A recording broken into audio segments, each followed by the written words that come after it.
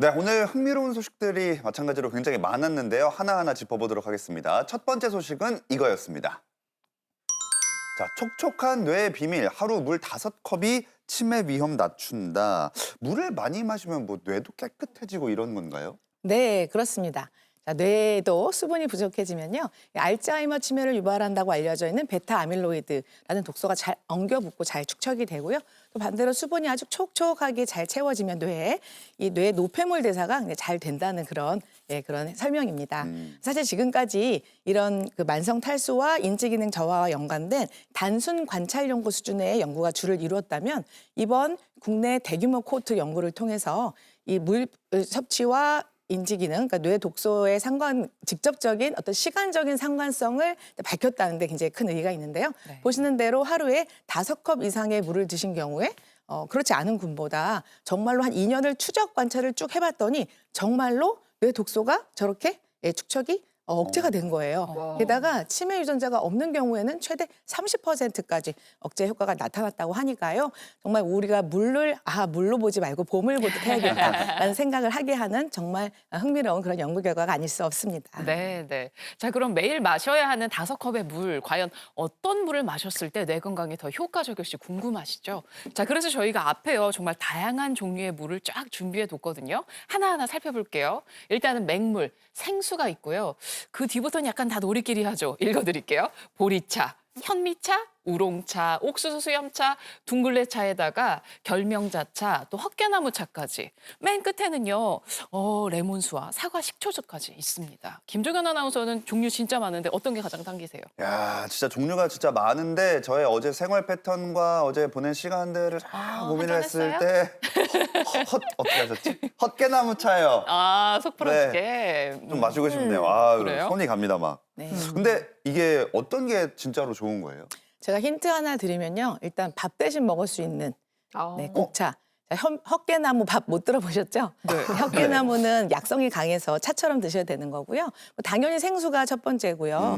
곡차 종류, 그러니까 보리밥, 현미밥 드실 수 있잖아요. 아. 근데 보리랑 현미차가 가능합니다. 그 외에 화면에 나오시는 우롱차, 옥수수 수염차, 우롱차는 카페인이 있죠. 옥수수 수염차에도 이뇨작용이 있고요. 또 둥글레차, 결명자 뒤로 갈수록 헛개나무차 이런 것들은 굉장히 약성이 강하기 때문에 한두 잔 정말 차처럼 마시지 않으면요. 정말 이렇게 우리 몸에서 부담을 느낄 수가 있습니다. 그래요. 아니, 그런데 제가 이렇게 보니까요. 끝에 레몬수나 사과 식초 있잖아요. 네. 사실 이 물들이 핫합니다. 왜냐? 다이어트에 좋은 물로 제가 맞아요. 알고 있거든요. 그러면 이왕에 물을 마실 거면 뇌도 쌩쌩해지고 또 다이어트도 되고 일석이조의 효과로 저는 레몬수와 사과 식초를 마시고 싶습니다. 어떨까요, 교수님? 네, 요즘 레몬수나 사과 식초수가 살을 뺀다 이런 얘기 많이 들으시죠. 네. 그렇지만 이런 걸 마신다고 해서 체지방이 직접 빠지지는 않습니다. 아, 그래요? 연구 결과를 살펴봐도 이 효과가 미미하거나 제한적이라고 이렇게 보고가 되고 있고요. 실제로 이걸 마시게 되면 또 너무 과량으로 이렇게 마시게 되면 이게 속쓰림이라든지 위점막 자극이라든지 또 치아부식 같은 부작용이 생길 수가 있는데요. 왜 이게 효과적이라고 하느냐면 일단 수분 섭취가 많고요. 그리고 단 음료를 대체하다 보니까 칼로리 섭취가 낮아지면서 이제 이런 현상이 생깁니다. 그래서 꼭 이걸 드셔야 되겠다. 그렇게 생각해 드시면 이 레몬 반 개 이하에다가 물 500에서 700cc를 희석을 하시거나 아니면 사과 식초 이렇게 한 스푼이나 두 티스푼을 타시고 거기다가 이제 물 300에서 500cc를 타서 드시는 것이 적당하다고 할 수 있겠습니다. 생각보다 좀 더 묽게 마셔야 되네요. 저는 효과 많이 보려고 좀 과하게 탔던 경향이 있는데 주의하겠습니다. 자, 근데 이런 얘기 들으면요. 과연 의사 선생님들은 평소에 어떤 물을 드시는지 저희는 그런 게 궁금하거든요. 맞아요. 자, 앞에 물병을 네. 하나씩 가지고 오셨는데 어떤 물 드시는지 한 분씩 공개해 주실래요? 네, 바로 저는 색깔이 아무것도 없는 말 그대로 생수입니다. 사실 제가 좀 게으른 편이기도 하고 앞서 말씀 주신 것처럼 저런 차를 준비하고 뭔가 하려고 그러면 좀 알아보고 귀찮기도 하고 해서 이런 맹물을 좋아하는데요. 이 맹물은 사실은 아시는 것처럼 실온에 두고 그냥 드시는 것이 가장 좋고요. 또 하나 제가 꼭 드리고 싶은 말씀은 바로 물의 양입니다. 내가 화장실을 언제 갔는지 기억이 나지 않을 정도면 내가 물이 부족하기 때문에요. 내가 화장실에 갈 때가 됐는데라고 하는 것을 느낄 만큼의 적당한 간격으로 적당한 양의 맹물, 소위 말하는 생수를 저는 가장 첫 번째로 추천드립니다. 서희선 네, 교수님은요? 저는 개인적으로 갱년기의 땀 문제, 잘 때면 땀이 너무 나고요. 또 체온 조절로 참 어려움을 겪었었는데요. 이 물이 전도율이 가장 빨라요. 그래서 이 중심 체온을 올리는데 굉장히 탁월하고 또 개인적으로 굉장히 추위도 타서 지금도 안에 안 믿어지실지 모르겠지만 안에 4겹, 밑에 4겹 이렇게 입고 있는데 이 따뜻한 물이 굉장히 저한테 큰 효과를 주고 있거든요. 근데 말씀하신 대로 맹물이 제일 편하고 좋지만 너무 맛이 없지 않습니까? 네. 그래서 저는 이제 만만한 보리차를 이렇게 항상 먹다가 와. 잡곡 밥 먹듯이 잡곡 일명 수입니다. 그래서 포인트는 보리차만 먹으면 재미가 없어가지고 옥수수도 넣고 옥수수 수염이 아니라 옥수수 아니면 뭐 콩 같은 걸 이렇게 좀 볶아가지고 전날 끓여놓고 아침에 담아서 따뜻한 물하고 또 찬물을 이렇게 섞어서 번갈아서 막 이렇게 마시는 그런 팁이 있고요. 또 우리 무물에서 제가 배웠는데요. 레몬보다 이제 레몬을 말린 걸 파는 경우도 있어서 그쵸. 한 2개 정도 넣고 따뜻한 물에 우리면 그만이에요. 한번 해보시면 좋겠네요. 그렇군요. 지금 두 교수님이 아무것도 하기 귀찮아서 맹물 드시고 정말 많은 작업을 거쳐서 드시는 걸 준비했습니다. 마지막으로 오재근 교수님 어때요? 네, 안에 막 저- 티백이 들어있어요. 예, 저도 주로 생수를 먹긴 하지만 오전 중에 이렇게 녹차 티백을 엿게 우려내 가지고요. 이 머그잔에 담아 가지고 오전 내내 이렇게 하루 종일 이렇게 마시고 수시로 마십니다. 근데 지금 이제 물 5잔이나 어떻게 먹어 이렇게 생각하시는데 물도 전략이 필요한데요. 아침에 일어나자마자 저는 습관적으로 미지근하거나 따뜻한 물을 한 잔 마십니다. 그래서 몸을 깨어나게 하고요. 오전 중에 출근해서 또 활동 중에 또 너무 차지 않은 물, 상온수라고 하죠. 이런 물을 이제 한 잔 마시고요. 점심시간 30분 전이나 식사 후에 한 잔 마시게 되면 과식을 또 예방할 수가 있게 됩니다. 그리고 오후에 신체 활동이 많거나 또 운동을 하시고 나면요. 이때는 그냥 시원한 물도 괜찮습니다. 한 잔 드시고요. 또 저녁 시간대에 또 미지근하거나 약간 따뜻한 물 한 잔 드시면 숙면에도 도움이 되기 때문에 이렇게 5잔을 언제 먹을 것인지 전략을 세워서 하시길 바라고 저도 이걸 세워서 실천을 하고 있습니다. 오재근 교수님도 이제 이종훈 교수님과 달리 이제 온도까지 조절해가면서 네, 물을 드시고 계셨습니다. 그러게 말이에요. 아니, 종현 씨는 근데 평소에 보면은 옆에서 커피를 되게 많이 마셔서 커피를 좀 줄여야 될 것 같아요. 아 맞아요. 심지어 저는 한겨울에도 아이스. 맨날 아이스를 주로 마셔서 안 좋다는 건 알고 있는데 노력을 오늘부터 해보도록 하겠습니다. 그럼 아까 화장실을 언제 간지 기억이 안 난다 하면 탈수일 수 있다, 물이 필요하다라고 말씀해 주셨는데 이외에도 어떤 탈수 신호가 오는 건지 확인해 보겠습니다. 자, 어떤 것들이 있을까요? 네, 우리 이제 만성탈수 증상들이 있는데요. 만성탈수는 이제 우리가 하루 이틀 사이에 오는 급성탈수하고는 다르게 수일 동안 또 수주 동안 이렇게 몸에 수분 섭취가 필요한 양보다 또 적게 섭취를 하기 때문에 몸 전체가 저수분 상태가 계속해지는 수분 부족 상태를 뜻합니다. 근데 우리 몸은 이제 항상성이 있죠. 그래서 혈장 내의 전해질 농도를 일정하게 유지하려고 하기 때문에 이제 우리 그 콩팥에 항이뇨 호르몬이 분비가 되어지면서요. 이 콩팥에서 빠져나가려는 수분을 재흡수시키는 이런 작용을 하게 됩니다. 그렇게 하기 때문에 이제 소변이 아주 진한 농축된 뇨가 이렇게 배설이 되어지고요. 그리고 이제 소화도 잘 안 되고 변비에 시달리게 됩니다. 또 이제 막 이유 없이 짜증도 나고 우울하고 막 초조하고 불안하고 이런 이제 기분 변화도 나타나게 되고요. 또 이제 몸이 막 무거워지고 피곤이 심해지고 또 움직이기가 싫어지면서 체지방이 느니까 뱃살도 찌게 됩니다. 그래서 이런 현상들이 나타나면 내가 만성탈수, 물을 더 마시라는 신호구나라고 생각하시고 수시로 물을 마셔주시길 바랍니다. 배 나오는 것도 수분 부족이라 그럴 수 있다니 충격적이네요. 의외입니다. 네. 맞아요. 자, 그러면 우리가 그동안 또 몰랐던 만성 탈수의 증상들 또 어떤 것들이 있는지 제가 돌발 퀴즈로 준비했습니다. 다음 중 만성 탈수 신호가 아닌 것을 골라주시면 됩니다. 1번 두통과 어지럼증, 2번 피부와 혀 갈라짐, 3번 혈압 상승. 이건 너무 쉽습니다. 정답은 1번입니다. 물이 부족하면요, 일단은 얼굴이 퍼석퍼석해지죠, 혀 갈라지죠, 이 모습을 거울 보면 혈압이 올라가죠. 근데 1번 두통, 어지럼증 이거는 아닌 것 같아요. 안 그런가요, 교수님? 제 말이 정답이죠? 우리 이승현 아나운서답게 굉장히 설득력 있게, 네네. 호소력 있게 말씀해 주셨지만 땡입니다. 그래요? 정답은 3번이에요. 자, 말씀하신 대로 이게 피부는 70%가 물이기 때문에 이제 부족하면 거칠고요. 이 또 침이 마르니까 혀도 갈라져요. 그건 알고 계셨는데 중요한 건 이제 거울 보면 혈압이 올라갈 것 같지만은 네. 혈관 안에 이제 물이 없잖아요, 별로. 그러면은 혈압이 오히려 떨어집니다. 그리고 또 뇌에도 혈류량이 줄어들기 때문에 뇌로 올라가는 혈류가 줄어들어서 두통, 어지럼도 생길 수가 있는 것이죠. 그러면 두통 어지럼증이랑 피부 혀 갈라짐은 타수 증상이라 했으니까 선배님 보니까 피부 갈라짐이 조금 있는 것 같아가지고 제가 물을 준비해 이렇게 죄를 매기네요. 네, 물 먹이는 겁니다, 여러분. 이거 한 모금 먹어도 될지 모르겠어요. 많이 드시기 바랍니다. 물 5잔을 하루에 먹어야 된다고 하니까 여러분도 꼭 기억을 해주시기 바라겠습니다. 자, 그럼 네. 이제 한뉴스 브리핑 두 번째 주제 보겠습니다. 강추위 당일보다 다음 날이 위험. 아침 혈압 스파이크 주의보.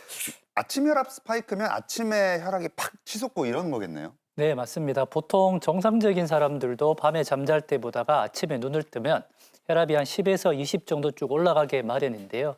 요즘처럼 날씨가 추워지는 겨울철이 되게 되면 전체 혈압이 올라가 있는 상태에서 똑같이 올라가게 되니까 이게 마치 스파이크를 때릴 만큼의 아주 강력한 효과를 일으킬 만큼의 위험한 혈압 상승이다. 이렇게 이해를 하시면 될 것 같습니다. 아니 근데 오늘같이 추운 날 말이에요. 이게 몸이 움츠러드니까 당연히 혈관도 움츠러들 것 같고요. 그리고 왜 오늘 당일이 아니라 그 다음 날 이렇게 스파이크가 온다는 건지 그거 정말 궁금합니다. 맞아요. 네, 이게 사람 몸이 참 신기하죠. 추웠다라고 하면 사람 몸이 적응을 합니다. 그 하루는 정말 잘 버티고 하는데 문제는 버틴 하루가 그 다음 날 스트레스가 다 튀어나오게 되는 거죠. 강추위로 움츠렸던 몸이 그 다음 날에 갑자기 받았던 스트레스를 하루에 폭발을 시키기 때문에 대부분의 사건이 강추위나 아주 추웠던 다음 날 아침에 발생하게 되는데요. 실제로 유럽에서 시행한 연구 결과를 보더라도 아주 추웠던 날보다가 추운 바로 그 다음 날 협심증이나 심근경색증 같은 위험한 관상동맥 질환의 발생률이 높다고 하니 아주 추운 날보다는 그 다음 날 반드시 좀 주의를 하시는 것이 더 좋지 않을까라고 생각이 됩니다. 오늘 아침에 되게 추웠잖아요. 맞아요.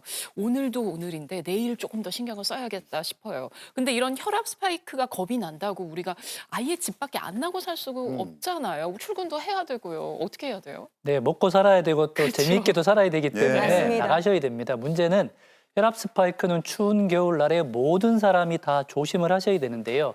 유난히 조심을 하셔야 되는 분들이 있습니다. 예를 들면 심장에 이미 스텐트 시술을 받으셨거나 부정맥이 있거나 또는 연세가 많은 당뇨병, 고혈압 환자, 그리고 콜레스테롤이 높은 분들, 그리고 천식이나 만성 폐쇄성 폐질환처럼 호흡기 질환이 있는 분들은 특히 더 주의를 하시고 조심을 하셔야 되는데요. 그러면 어떻게 대처하느냐?